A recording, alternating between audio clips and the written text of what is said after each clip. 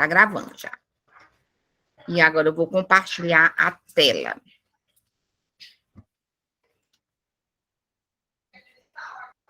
Hoje pela manhã já foi aula com a turma X.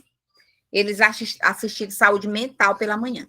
Aí eles, quando terminarem, aí eles já entram com vocês na turma de urgência, emergência e UTI, que eles também não pagaram, né? Vocês estão vendo a tela? Bota lá a aula. Estão conseguindo ver?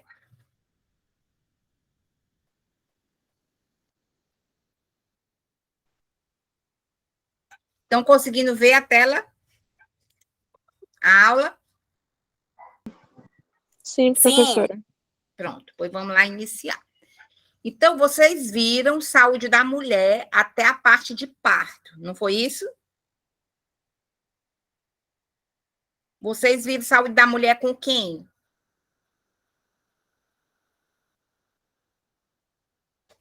O Biratã. Biratã. Então, o Biratã, ele deu muito bem a aula de saúde da mulher, né? Até porque ele tem especialização em saúde da mulher.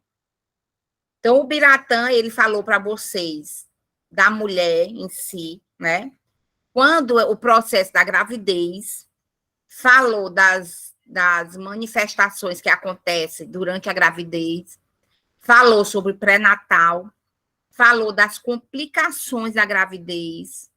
Das complicações da gravidez, ele falou de parto, não é isso? Tipos de parto. Falou até aí, não foi? Foi sim.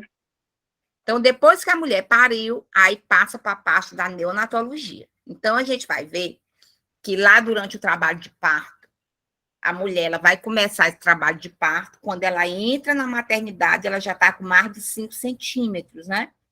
Então, quando ela entra na maternidade, que ela vai parir o bebê lá na sala de parto, aí pronto, ali se desliga, né?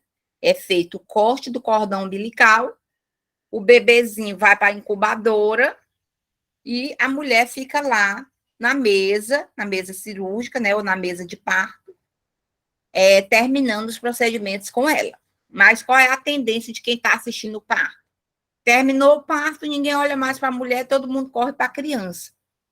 O que a gente deve observar em relação à criança? Nós vamos já ver. Nós vamos já ver quais são os cuidados da criança na sala de parto e quais são os cuidados da criança. Tem alguém entrando na aula, deixa eu só adicionar. Boa tarde, Andréia.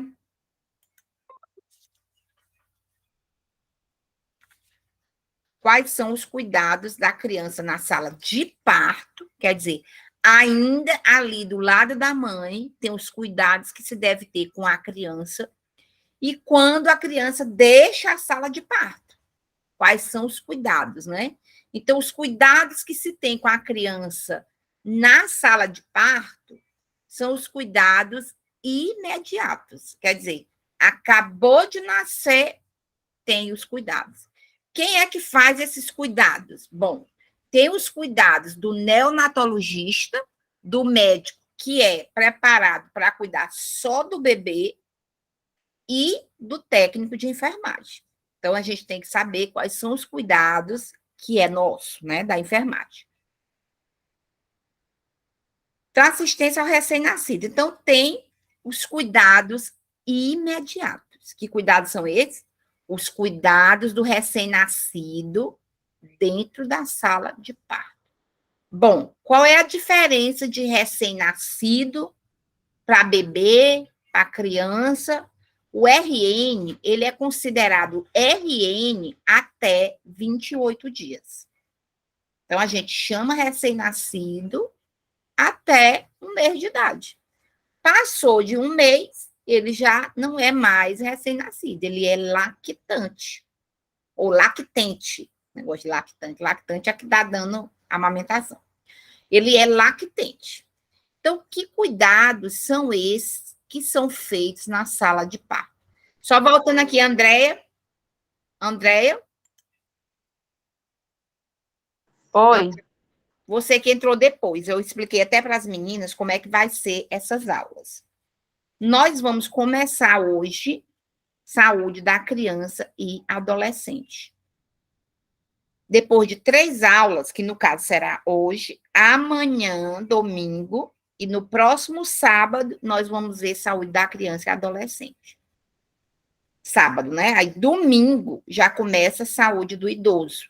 Aí vai domingo, dia 21 e 22 a gente encerra saúde do idoso. Urgência e emergência vai começar no domingo, dia 15. Sábado, dia 21, domingo, dia 22 e dia 28 vai ser presencial, onde vocês vão encerrar o curso de vocês. Tá certo? Como vocês faltavam 2 disciplinas, né? 3, no caso, saúde do idoso, saúde da criança e adolescente e urgência e emergência. Então, eu dividi dessa maneira. Porque de manhã eu estou com a turma X. Eles estavam faltando saúde mental e urgência e emergência.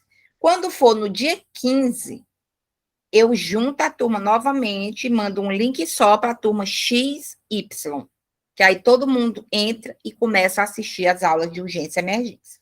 Tá certo? Então, até o dia de vocês retornarem para a escola, dia 28, nós vamos ter aula sábado e domingo, de 3 às 15, de 15 às 17 horas, que é de 3 às 5 da tarde. Tá bom? Entendeu?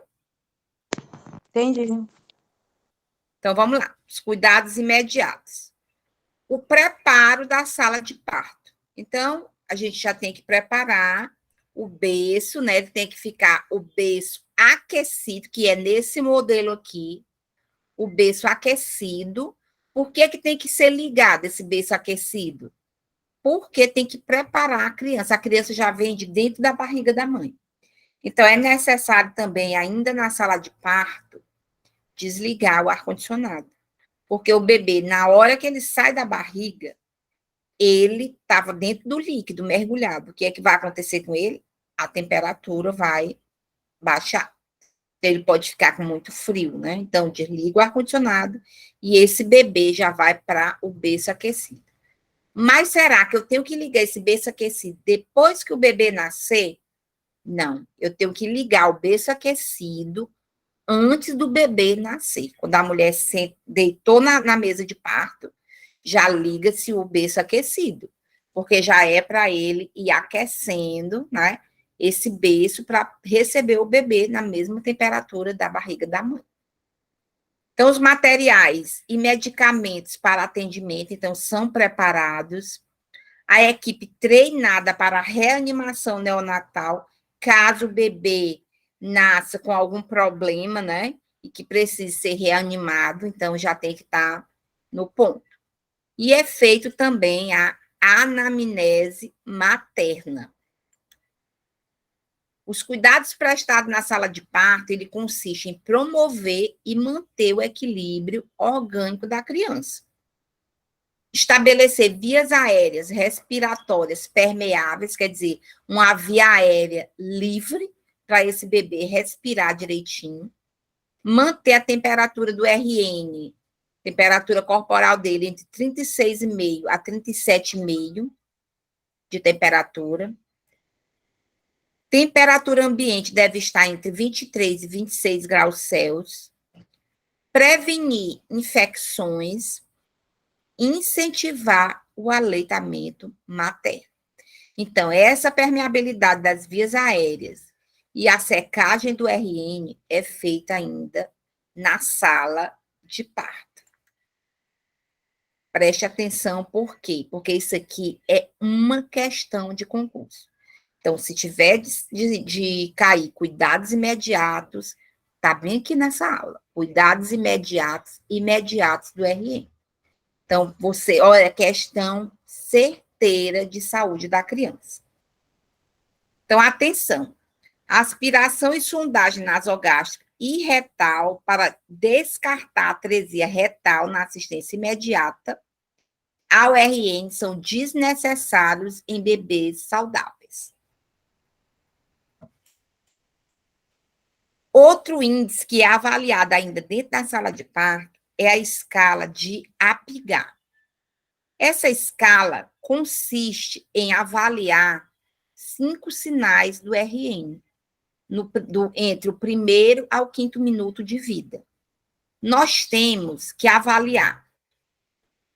Nós não. Quem avalia isso aqui é o neonatologista, né? A frequência cardíaca, os movimentos respiratórios, o tônus muscular, que é a mesma frequência respiratória, frequência cardíaca, tônus muscular, irritabilidade reflexa e a cor. Aqui está a segunda questão de concurso que mais cai, quer dizer, bomba em concurso público. O que é avaliado através da escala de Apgar? Aí você tem que saber. Frequência cardíaca, frequência respiratória, tônus muscular, irritabilidade reflexa e cor. Como é que eu avalio a frequência cardíaca? Bom, se o coraçãozinho dele bater a uma frequência mais de 100, ele tem a pontuação 2. Se bater menos de 100, ele tem pontuação 1. Se não bater, tem pontuação 0. Ah, professora, mas se não bater, porque ele está morto, nem sempre.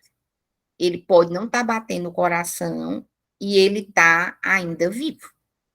Por quê? Porque aí vai ser feita a reanimação e ele pode retornar através dessa reanimação. Os movimentos respiratórios. Se ele tiver um choro forte, ele vai ter a pontuação 2. Se o choro dele for fraco ou irregular, vai ter a pontuação 1. Se for ausente, vai ter 0. Tônus muscular. Se tiver boa flexão, pontuação 2. Quer dizer, ele mexe os bracinhos e as perninhas, pontuação 2. Se ele tiver alguma flexão na extremidade, ou mexe só os pés, ou mexe só as mãos, pontuação 1. Se ele não mexer, pontuação 0. A irritabilidade reflexa. Se ele espirrar ou chorar, pontuação 2. Por que o bebê, todo mundo sabe, não precisa nem estudar, que o bebê tem que chorar na hora que nasce. Todo mundo sabe disso. Não precisa nem fazer curso de técnico de enfermagem ou curso de saúde. Todo mundo sabe que o bebê saudável, ele tem que chorar na hora que nasce. Por quê? Porque a pontuação 2, na escala de Apgar. Se ele tiver algum movimento, se ele só gemer, pontuação 1. Se tiver sem resposta, pontuação 0. Em relação à cor, se ele for rosado, pontuação 2. Se ele tiver mão e pés cianóticos, mesmo que tenha a cor azulada, né? Que a gente sabe que a cor azulada é quando ele está com sofrimento. Pontuação 1. Se ele tiver pálido e cianótico, pontuação 0. Então, vamos lá. Quanto é que o bebê tem que ter na escala de Apgar para ele estar 100% saudável? E respondo aí com o que eu acabei de falar. 9 ou 10.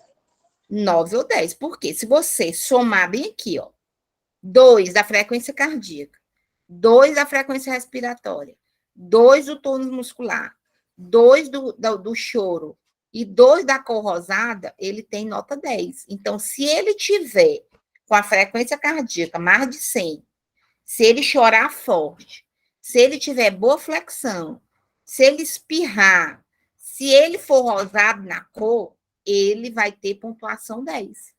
Então, do primeiro ao 5º minuto, se a gente pegar a declaração de nascido vivo, a gente vai ver que no primeiro minuto, o recém-nascido está com a pontuação 9. E no 5º minuto, pontuação 10.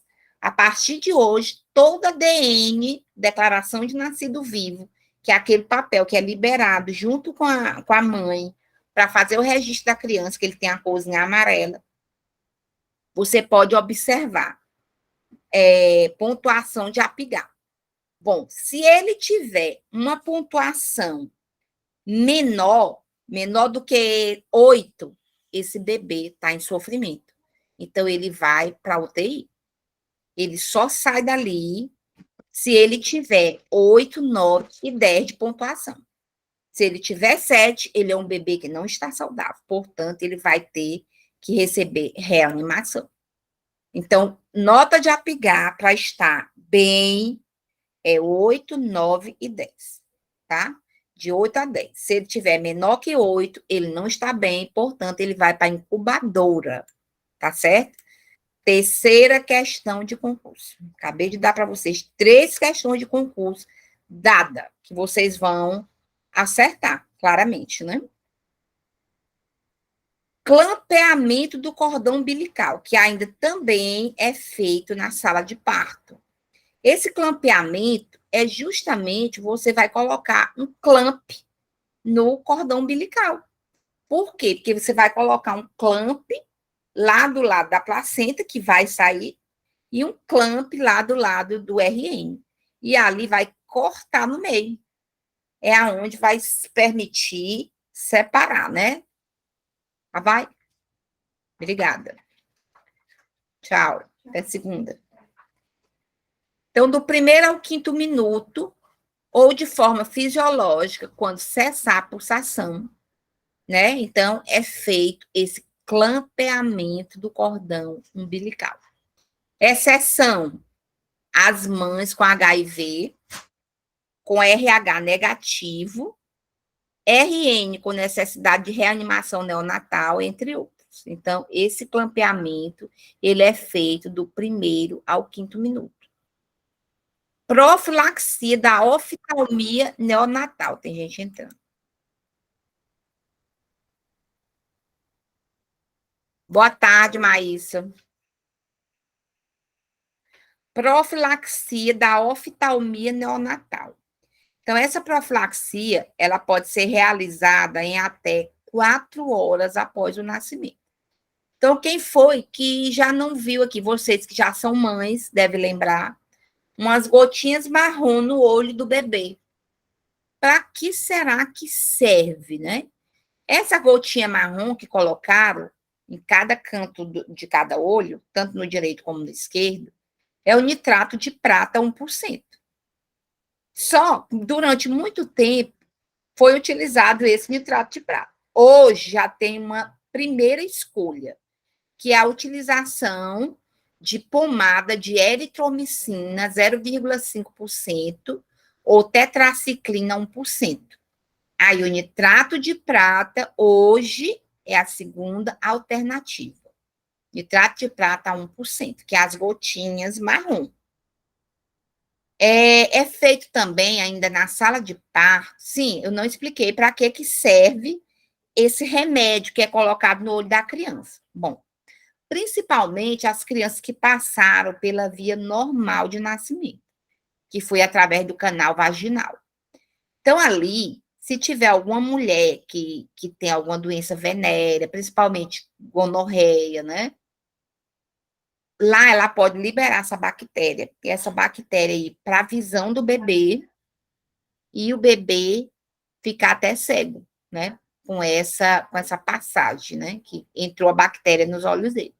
Então, para prevenir, é utilizado a pomada de eritromicina 0,5%, ou tetraciclina 1%, e a segunda alternativa, o nitrato de prata a 1%. Bom, se vocês observarem quem está pagando ali saúde da mulher lá no Cianca, eles continuam utilizando o nitrato de prata 1%. Que a gente pega os bebezinhos com o olho amarronzado, como se fosse aquele iodo, né? Eu já peguei muito lá. Quer ver? Observe quando a gente voltar lá para a aula do Cianca, para vocês verem como as crianças elas estão com o olho amarronzado, parece uma tintura, né? Porque a gente sabe que a primeira escolha é a pomada de eritromicina, 0,5%, outra tetraciclina, 1%. E a segunda alternativa, o nitrato de prata, 1%. Aqui eu estou dando a 4ª questão de concurso para vocês. 4. Já dei 4 questões. É feito também, ainda na sala de parto, a identificação do RN. para colher as impressões digitais do RN. Que impressão digital é essa? O pezinho, né? Então, é pintado lá o pezinho do RN, aí pega a declaração, né? Aí bota o pezinho dele, que é o carimbo. Por quê? Porque o bebê não tem impressão digital na mão. Ele tem no pé. Aí pega a impressão digital dele e o dedo da mãe. Aí coloca no mesmo local, que é para identificar e não trocar o bebê. Administração de vitamina K. Essa administração de vitamina K, ela previne hemorragias. É uma vitamina que ela é feita na dose de 1 miligrama e é feito pela via intramuscular. Pela via oral, é feito 2 doses de 4 miligramas. 2 miligramas ao nascer e 2 miligramas entre o quarto e o sétimo dia. Então, a vitamina K na criança, ela é feita tanto pela via muscular como pela via oral. Então, entenderam quais foram os cuidados imediatos? Clampeamento do cordão, vitamina K, como é que se diz? A prevenção da oftalmia gonocócica na criança com nitrato de prata ou a pomada de eritromicina ou tetraciclina. Os cuidados imediatos. Então, se você vê, tem uma diferençazinha aí. É só a retirada do I? Claro que não, né? A gente sabe que o imediato é aquele mais perto do parto. E os cuidados imediatos são prestados no alojamento conjunto. Verificação de sinais vitais. Os sinais vitais do RN tem que estar uma frequência cardíaca entre 100 e 120 batimentos por minuto. A frequência respiratória entre 30 a 50 minutos. É feito a saturação de oxigênio do bebê. O banho, 6 horas após o nascimento, ele deve ser um banho rápido, com água morna, outra coisa que a gente vê que não acontece na maternidade, né? A maternidade só faz pegar a água da torneira e ali banha a criança.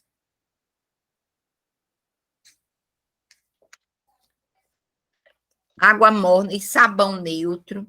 A higiene do coto umbilical, o cordão umbilical, com cotonete e álcool a 70% ao redor ou sobre o cordão no sentido da base para cima, após o banho e a cada troca de fraldas, deve orientar a mãe que entre 7 e 15 dias de nascido, esse cordão ele cai. Porque às vezes a mãe ainda está na maternidade, está preocupada se esse cordão, quanto tempo vai cair. Então, o cordão umbilical, ele cai até 15 dias depois de nascer. É feito o exame físico, a imunização com BCG e hepatite B, ela deve ser feita entre as primeiras 12 horas de vida. A gente sabe que também não acontece isso em lugar nenhum, por quê?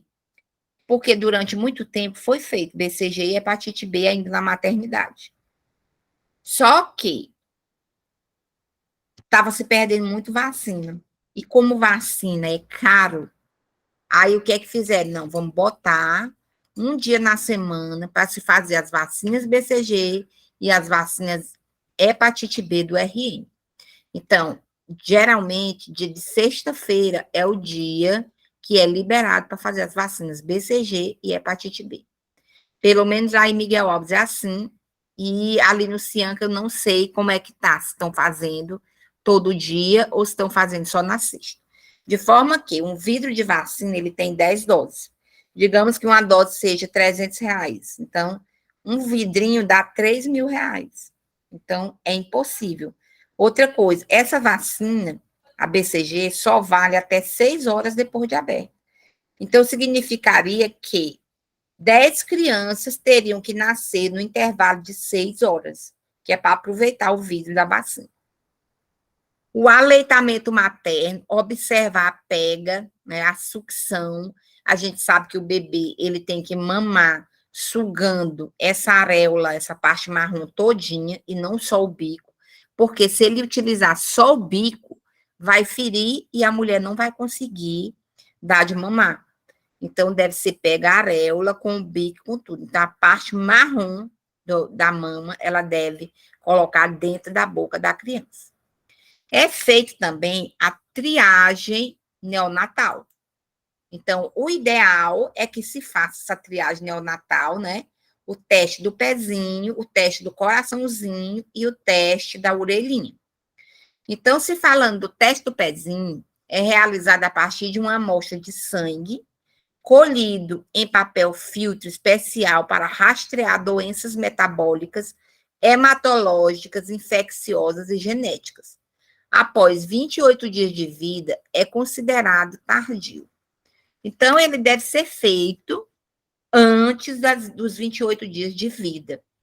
O teste auditivo neonatal, ele é realizado na primeira semana de vida, preferencialmente entre 24 e 48 horas de vida, e no máximo 1 mês de vida.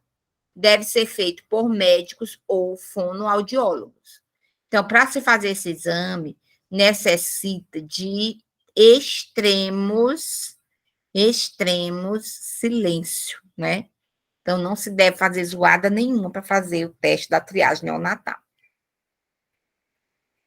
O teste ocular neonatal é realizado na primeira semana de vida. Ele consiste em emitir uma luz do oftalmoscópio no olho e verificar a presença de reflexo do olho vermelho ou reflexo de Bachner, que é chamado reflexo do olho vermelho. A triagem para a doença cardíaca, que é o teste do coraçãozinho, é realizado nas primeiras 24 a 48 horas de vida. É colocado um eletrodo sensor no membro superior direito e outro no membro inferior esquerdo. Aliás, no membro inferior. Então, pega lá o eletrodo, bota no pezinho e bota no bracinho. Aí vai observar a saturação de oxigênio, que deve ser maior do que 95%, em ambos os membros, ou com diferença de 3%, que vai dar normal, né? Então, tem que dar acima de 95% a saturação de oxigênio da criança. A avaliação do frênulo lingual. Então, tem crianças que nascem com a linguinha apregada. Então, é necessário avaliar, que é para fazer até a cirurgia, né? Para desgrudar a língua. Porque se essa criança permanecer com a língua colada, ela vai ter dificuldade para falar, para aprender a falar. Então, se faz ainda pequeno, né? Que a criança não vê. Classificação dos RNs. Então, o recém-nascido, a gente pode classificar ele como recém-nascido baixo peso, de acordo com o peso. O que é um recém-nascido de baixo peso? Aquele que nasce com menos de 2,5 kg. Então, RN baixo peso é o que nasce com menos de 2,5 kg. Diferente da vacina BCG. A vacina BCG, que protege contra a tuberculose, a criança deve receber quando tiver um peso maior do que 2 quilos. Então, crianças com peso menor que 2 quilogramas não recebem vacina BCG. Mas aqui no baixo peso, eu considero criança baixo peso a criança que nasce com peso abaixo de 2,5 kg. Aí ela é chamada de baixo peso. Eu posso classificar também em relação à idade gestacional. Eu posso dizer que o RN, ele é a termo, pré-termo e pós-termo. O que seria esse termo denominado de termo? Esse termo aqui significa tempo. RN de tempo é o bebê que nasce entre 37 e 41 semanas e 6 dias. RN pré-termo, pré-tempo, prematuro, ele nasce até 36 semanas e 6 dias de vida. E o RN pós-termo é aquele que passou do que era ideal, né? Aquele que nasce acima de 42 semanas ou mais, né?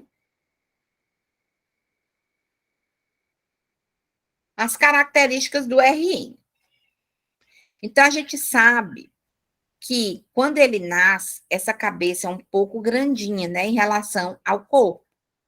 O perímetro cefálico, ele é um pouco maior do que o perímetro torácico. Ah, professora, e como é que vai medir? Com a trena. Vai ser feita a medida do perímetro cefálico, a medida do tórax da criança, vai observar se tem cavalgamento, se tem a bolsa serossanguínea, observar as fontanelas, essas fontanelas. Tem uma anterior, denominada de fontanela bregmática, ela fecha entre 9 e 18 meses. É importante saber que essa fontanela é a mesma muleira que o povo chama, né? Fica bem aqui no centro da cabeça, é da parte anterior. Então, no RN, ela é bem molinha, como se tivesse só uma capa. Então, é preciso tomar todo o cuidado com o RN ali. Por quê? Por que sai essa brecha? Por quê? Porque o cérebro, ele tem que se expandir. E ele está dentro de uma caixa de osso. Então, se o osso fechar logo, o cérebro não vai ter para onde crescer. Então, a gente sabe que o cérebro cresce, né, de acordo com a idade. O cérebro do bebezinho é bem maior do que o do adulto, né? Então, o do bebezinho, ele tem essas fontanelas, né, que é a bregmática, ou anterior, e a lambidoide, que é chamada também de occipital ou posterior, e que fecha aos 2 meses de idade. Então, a fontanela anterior, que é também chamada de bregmática, ela se fecha entre 9 e 18 meses, e ela tem que ser medida, né? E a lambidoide, que é situada lá no osso occipital ou posterior, fecha-se aos 2 meses. Então, tá aí, a fontanela bregmática, que é a bem da frente, que é chamada também de muleira, e nós temos uma lá no final da cabeça, chamado de fontanela posterior ou lambidoide. Bom, se você observar, gente, vocês estão aí, Sim. pode falar, viu? Qualquer dúvida pode interromper. Não se preocupe, não. Aqui a gente só tem hora de começar, de terminar, não. Então, se você observar, o crânio, ele tem umas linhas, né? Que são denominados de suturas. Então, tem a sutura que divide o osso frontal do parietal, que divide o osso parietal do occipital, né? E tem, entre uma sutura e outra, tem uma brecha. Na criança, por que que essa brecha é bem característica? A gente pega, chega, a gente vê bem molinho, e às vezes até afunda na cabeça da criança. Por quê? Porque a criança ainda não tem a formação dos ossos. Ela só está lá no lugar, né? Esses pseudo-ossos aí, que é bem molinho, né? Parece uma cartilagem na criança. Então, eles são ligados por suturas. E lembrando que a fontanela da frente é chamada de fontanela anterior, a fontanela de trás é chamada de fontanela posterior ou lambidoide. E aí nós temos as suturas ligando cada osso da cabeça, né, do RE.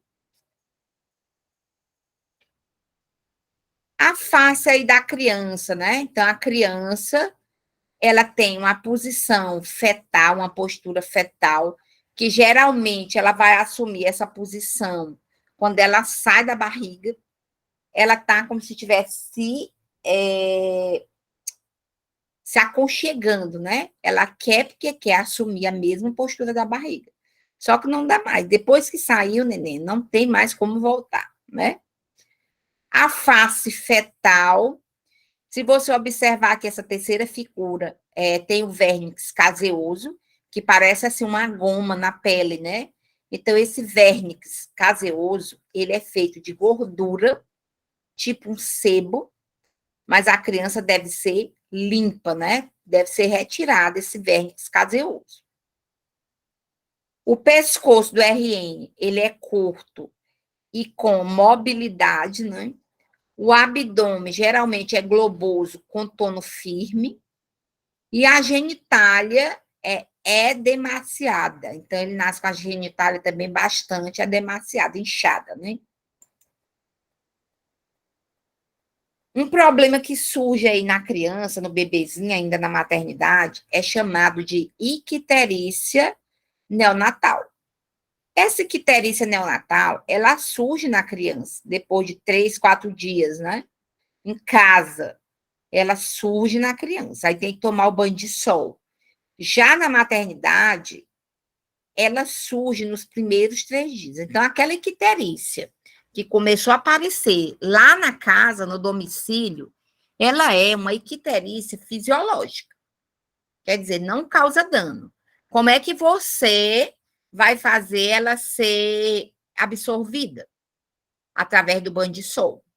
Então, a icterícia fisiológica é da criança normal, tem que tomar bastante banho de sol, que é porque ele nasce com essa pele amarelada. Por quê? Porque a bilirrubina, que é quebrada pelo fígado, se acumula na pele. Uma vez essa bilirrubina acumulada, ela vai ser tóxica para o cérebro. Então, é melhor reverter logo antes de complicar. Aí, o que é que acontece com o bebê? Ele vai ficar em casa, o bebê tem que passar um mês dentro de casa. Não é para ele ficar na rua, né? Para o povo ficar pegando no bichinho, ele adoecer. Não. Essa icterícia fisiológica, ela é resolvida só com banho de sol. Já a patológica, não. A patológica vai ter várias coletas do RN, e depois dessas várias coletas é que se sabe como é que está reagindo, né? Porque a gente sabe que o sangue tem que quebrar essa icterícia que está acumulada. Aqui, nós temos um bebê que começou a ter icterícia. Então, na zona 1, a icterícia de cabeça e pescoço.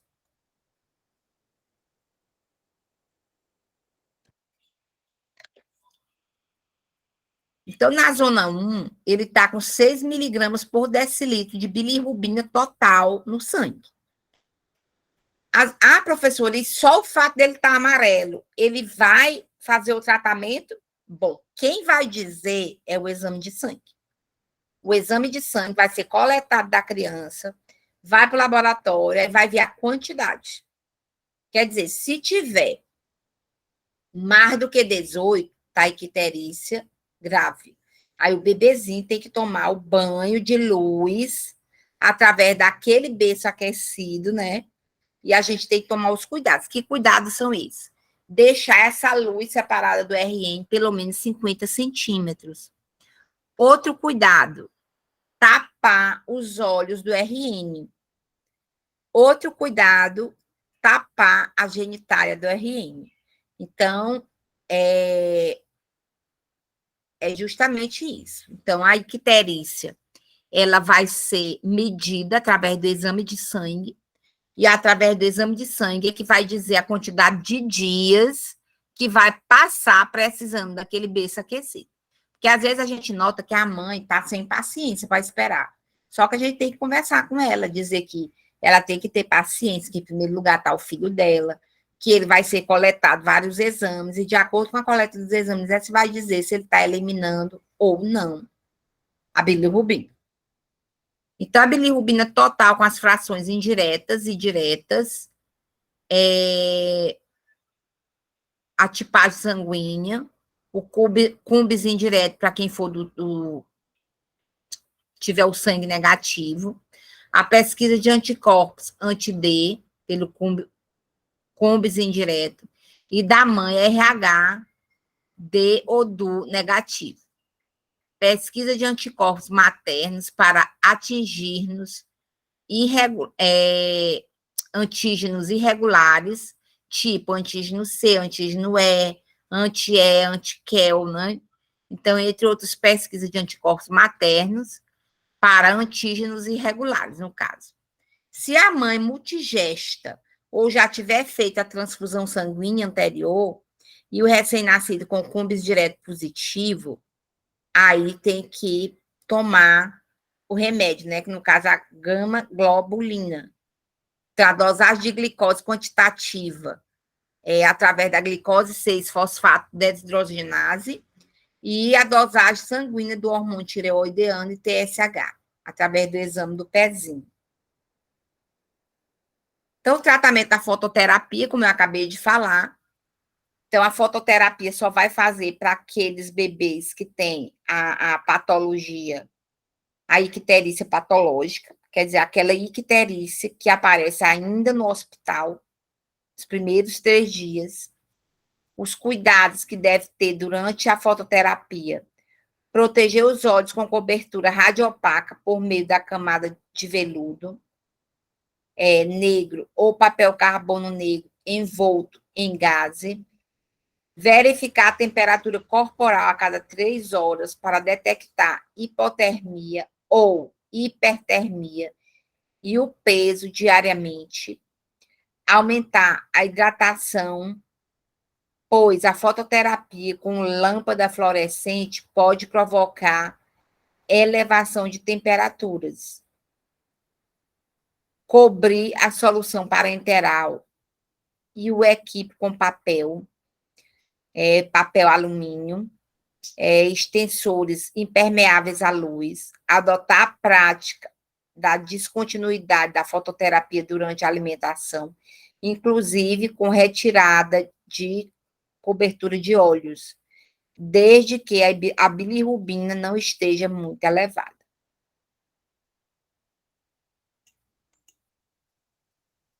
Então, sucesso é a soma de pequenos esforços repetidos dia após dia. Essa frase é do Robert Collier. Então, vamos lá para a segunda aula, né? Entenderam, meninas? Alguém quer perguntar alguma coisa?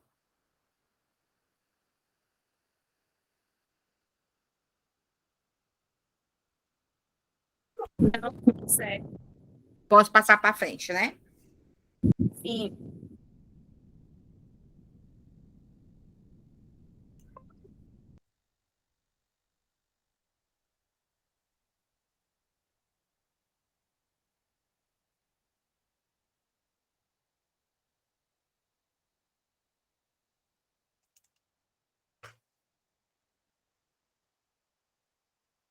Daqui a outra. Saúde da criança, aula 2.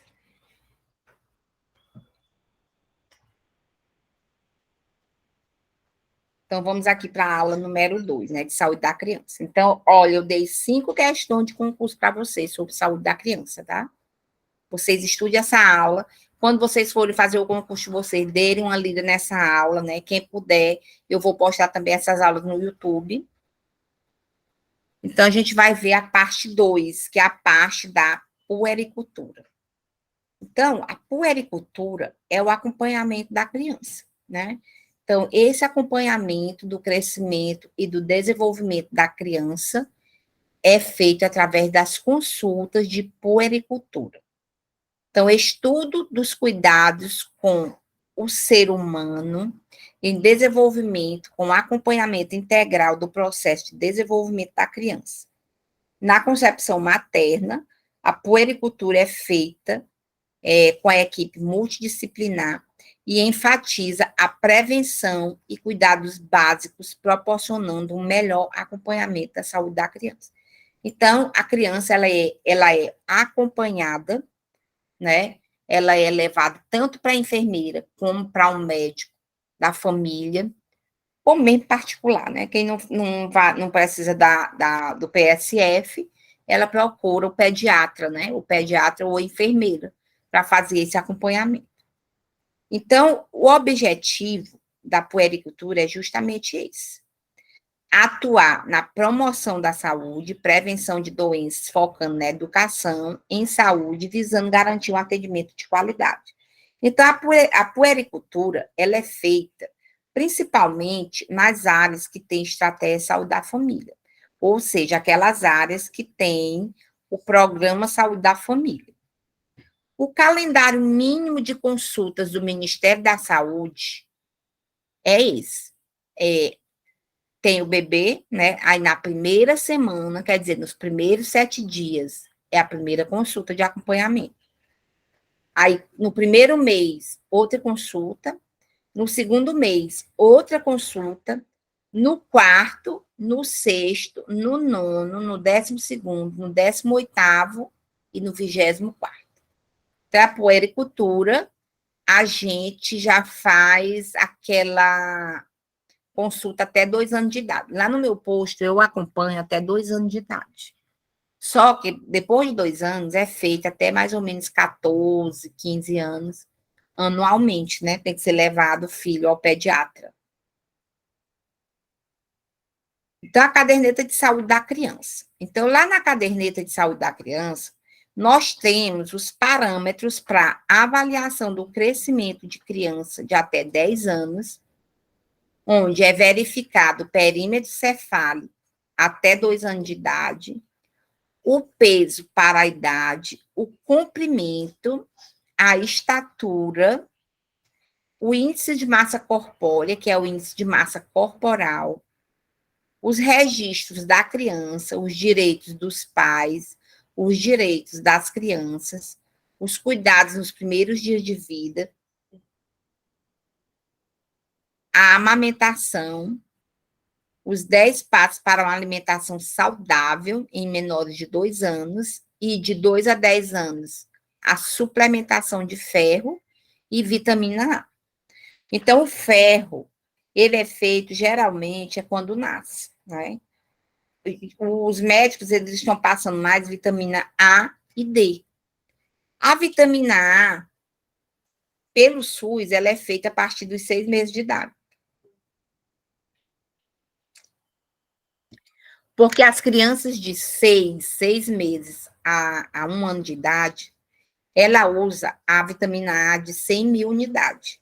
Já a partir de 1 ano até 5 anos, ela usa semestralmente a dose de 200 mil unidades.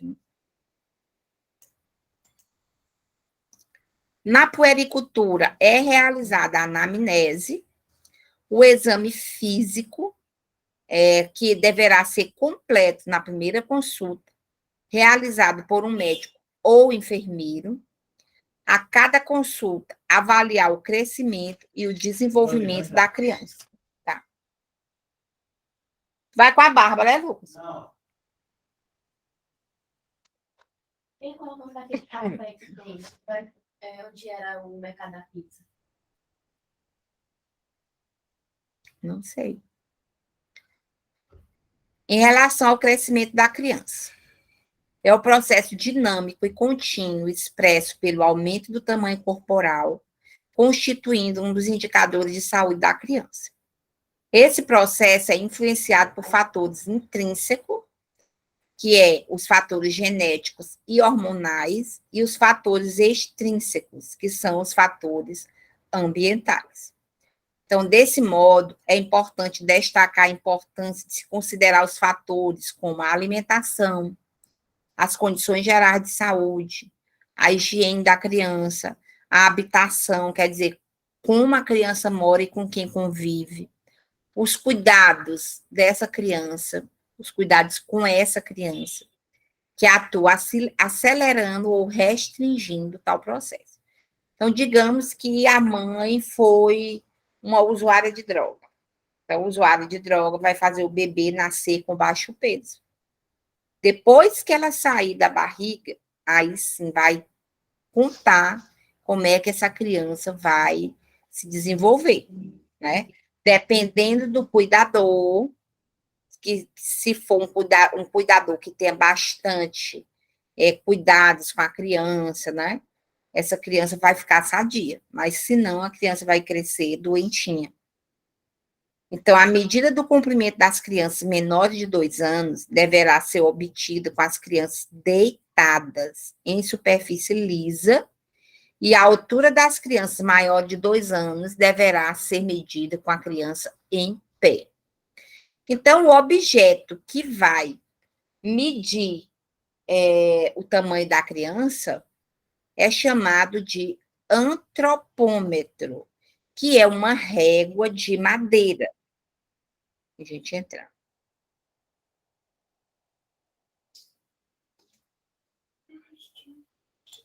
Ah, a senhora está ao vivo, hein? Boa tarde, Maria Eduarda. Então, essa medida, ela é feita através de uma régua de madeira. As meninas que estão lá no Cianca já puderam ver, né, como é que é medida essa criança. Então, menores de 2 anos, a gente utiliza o termo comprimento. Então, o comprimento da criança a gente verifica até os 2 anos de idade. Acima de 2 anos, não é mais comprimento, é estatura ou altura. O que é que vai ser colocado? Se você observar aqui nesse gráfico, nós temos uma linha verde, onde nessa linha verde para baixo, quer dizer, da linha verde para cima, ele está com uma estatura normal.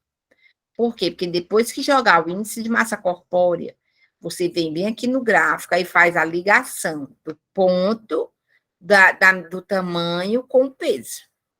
E aí você vai ver, ou então da idade com o peso, né? Aí você vai ver que lá no cruzamento tem que dar acima do verde. Bom, se o ideal é que a criança fique com o peso e com a estatura entre essas duas linhas, a linha de cima e a linha de baixo. Qual é a melhor linha para a criança ficar? Na verde. Na verde, ela está com o peso ideal. Então, faz o cruzamento da idade com o peso, e aí sim vai saber se a criança está ganhando peso adequadamente ou a criança não está ganhando peso. Então, diversas partes do corpo, né? Então, a partir do 5º ano, a velocidade de crescimento praticamente constante, de 5 a 6 centímetros por ano, até o início do estirão da adolescência, e com 11 anos, meninas, e 13 anos, meninos. Então, as meninas, elas crescem até 11 anos de idade, né? Por quê? Porque em torno de 11 anos, a menina já menstruou. Se ela já menstruou, aí a parte hormonal dela não vai atuar. Já o menino, ele vai crescer até 13 anos, né? Então, a velocidade de crescimento geral não é uniforme. Então, você sabe que a partir do 5º ano passa a estagnar um pouquinho, e aí vai ter essa faixa do estirão, lá por 12, 13 anos, que é onde ele vai crescer mais. Então, diversas partes do corpo apresentam diferentes ritmos de crescimento. A cabeça no feto, aos 2 meses de vida, é intrauterina, né? De vida intrauterina, então ela começa a crescer. Proporcionalmente, 50% do corpo do RN representa 25% na idade adulta e 10% quando, aliás, 50% do corpo, né? Então, RN representa 25% quando ele é RN, quando ele está na idade adulta, 10%. Então, se você notar, quando a criança vai crescendo, a cabeça também vai diminuindo. Graças a Deus. Já pensou se a cabeça pegasse a mesma linha de raciocínio de crescimento do corpo? Não daria certo, né? Ia ficar cabeça grande.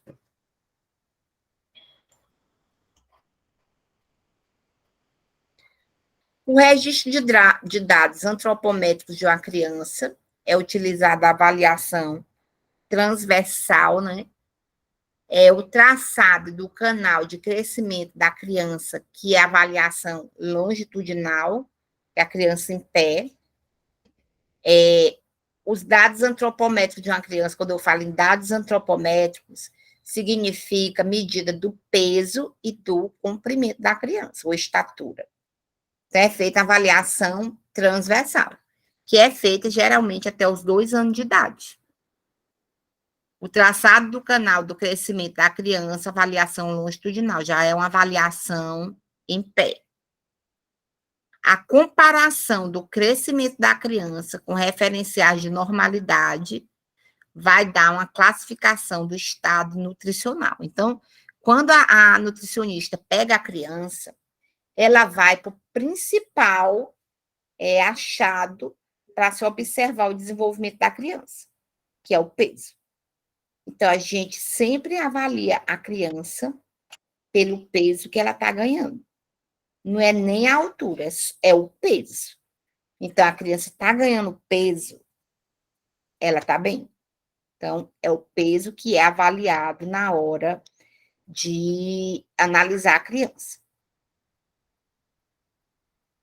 O desenvolvimento, nós falamos do crescimento, né? Crescimento e desenvolvimento, qual é a diferença? O crescimento, ele é linear.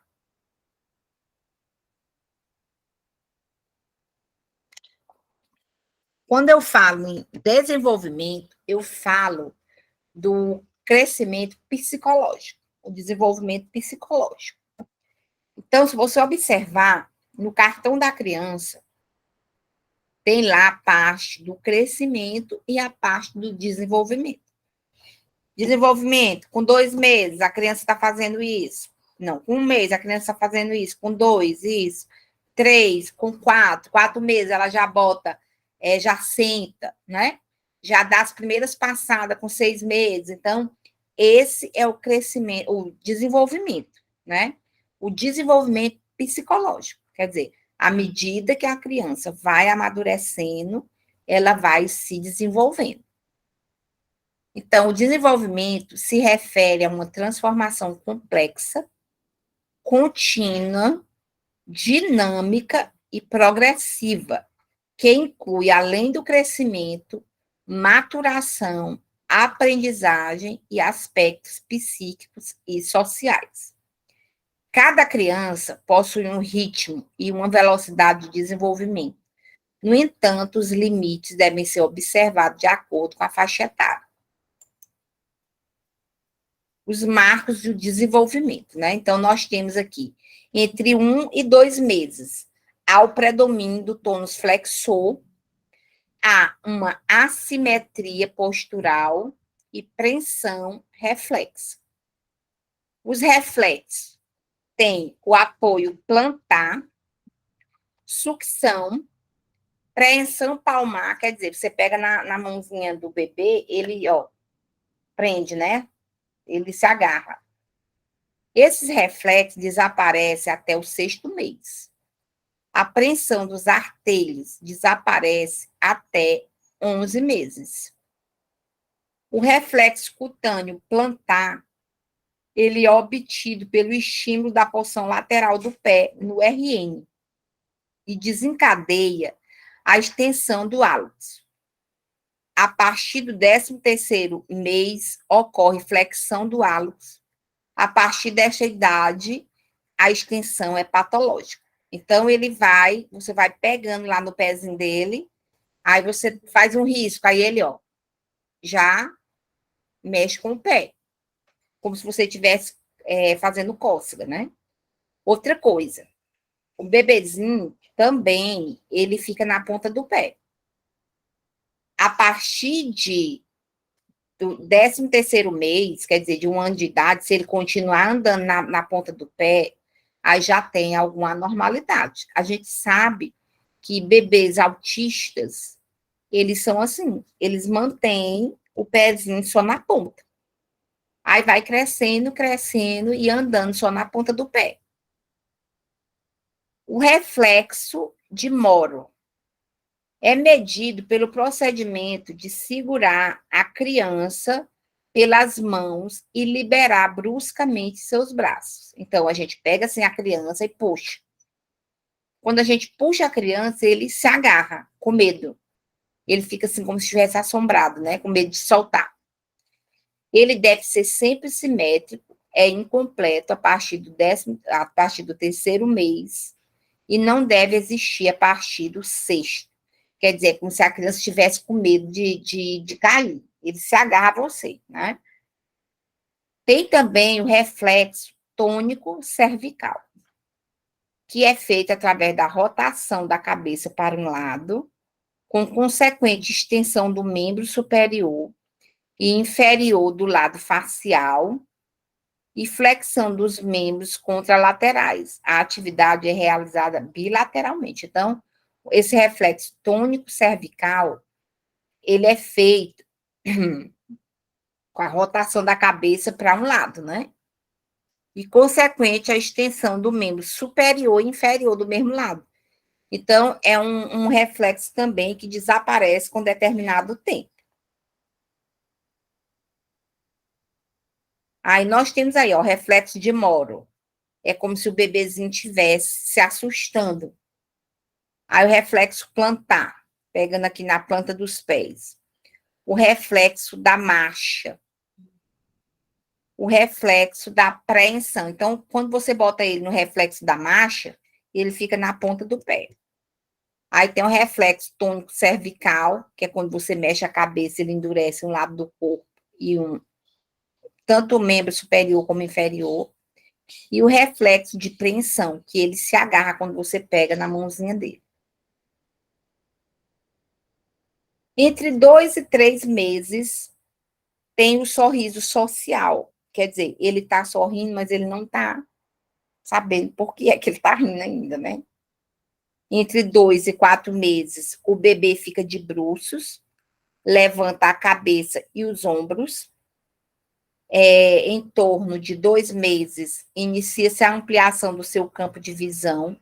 O bebê visualiza e segue objetos com o olhar.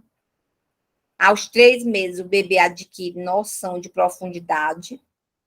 Aos 4 meses, ele já faz a apreensão voluntária das mãos, quer dizer, ele pega tudo que ele pega, ele bota na boca. Entre 4 e 6 meses, o bebê vira a cabeça na direção de uma voz ou de um objeto sonoro, quer dizer, onde ele escuta, ele olha, né? Em torno de 6 meses, inicia-se a noção de permanência do objeto, aonde o objeto vai ficar. Quer dizer, você brinca, esconde o objeto, ele volta para procurar, né? Entre 6 e 9 meses, o bebê arrasta-se e engatinha. A partir de 7 meses, o bebê senta sozinho, sem apoio. Entre 9 meses e 1 ano, o bebê engatinha ou anda com apoio. Em torno de 10 meses, o bebê fica em pé, sem apoio. Então, aqui anda sozinho. Não, vou fazer do mais recente. Peraí. É isso mesmo. Anda sozinho entre 1 ano e 1 ano e 6 meses. Em torno de 1 ano, possui a acuidade visual de um adulto.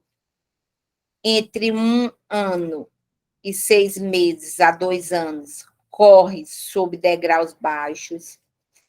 Entre o segundo e terceiro ano, diz seu próprio nome e nomeia objetos. Em torno do segundo ano, reconhece o espelho e brinca de faz de conta. Entre o segundo e terceiro ano, retira as fraldas e consegue usar o pinico, né, o vasinho. Entre 3 e 4 anos, veste-se com auxílio. Entre 4 e 5 anos, conta ou inventa pequenas histórias. A partir dos 6 anos, a criança passa a pensar com lógica, há um maior aumento da memória, maior habilidade com linguagem, tem autoimagem, se desenvolve. Os amigos assumem importância fundamental, né, a partir de 6 anos, começa a compreender as constâncias do gênero. né? Então, ele começa a aprender o que é homem e o que é mulher, a diferença entre os dois, né? A partir dos 7 anos, começa a desenvolver o julgamento global de alto valor, tem uma maior influência dos pares, né? Quer dizer, amigos, colegas da mesma idade, e menor influência dos pais. A partir de 10 anos, existem mudanças relacionadas à puberdade, ao estirão do crescimento em meninas, e em torno de 11 anos a meninos, aliás, meninas até 11 e meninos até 13. Então, aí está a fase do desenvolvimento da criança, né? A fase pré-natal vai da concepção até o nascimento. A primeira infância vai de 0 a 3 anos. A segunda infância de 3 a 6 anos. E a terceira infância de 6 a 12 anos. Os fatores de risco associados a problemas de desenvolvimento. Então, nós temos aí o que são esses fatores de risco. São os fatores que era para ter acontecido antes e que não foram feitos. E aí o bebê nasceu com problema, né? Ausência ou pré-natal incompleto, problemas na gestação, parto ou nascimento, prematuridade, então a prematuridade também já é uma tendência, né, a ter risco.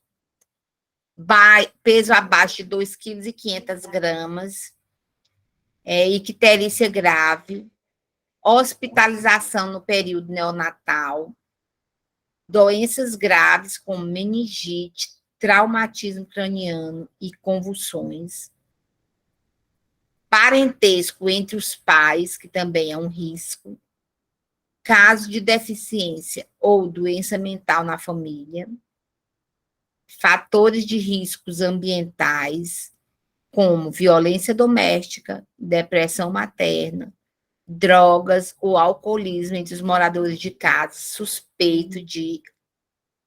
suspeita do abuso sexual e etc.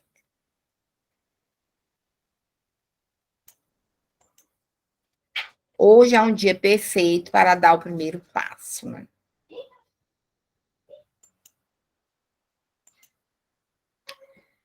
Eu quero saber se vocês querem fazer alguma pergunta do assunto que foi abordado aqui agora.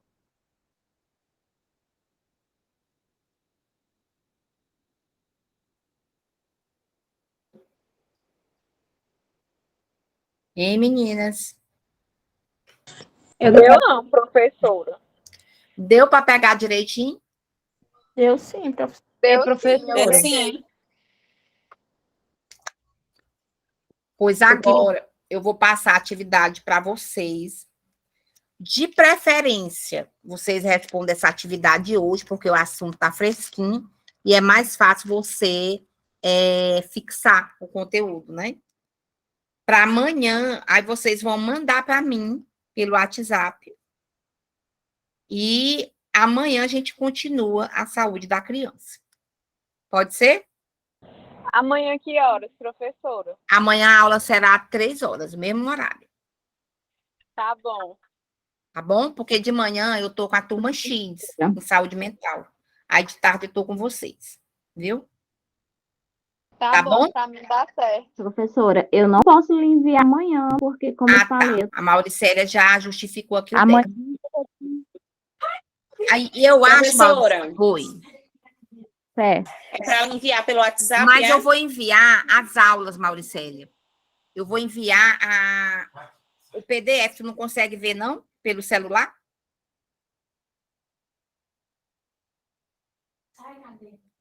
Mauricélia? Pois é, a senhora envia o PDF. Vou já da aula enviar, agora. viu? Vou Vou fazer só a terminar aqui a Eu só não estou lhe atividade. dizendo se eu vou lhe enviar amanhã. Ah, tá bom. Não, não tem problema, não. Até semana que vem. Dá Pois é, certo. mas é porque agora. Tá certo. Viu? Aí eu vou enviar os conteúdos, vou enviar a atividade, aí vocês me respondem e mandam para mim. Se não der para mandar hoje ou amanhã, não tem problema. Vocês enviam até sábado. Tá bom? Porque todas bom, essas professora. atividades vão valer nota, tá? Tá Professora, é pelo WhatsApp, né? Que é para enviar? É, pode enviar pelo WhatsApp, viu? A foto. A foto da atividade Tá ou bom. o PDF. Como acharem melhor, tá bom? Tá bom, Pois- tá ok. Feliz noite. Feliz domingo e até amanhã, 3 horas. Tá bom? Até. Amanhã, Até, professora. professora. Tchau. Tchau. Tchau. Tchau.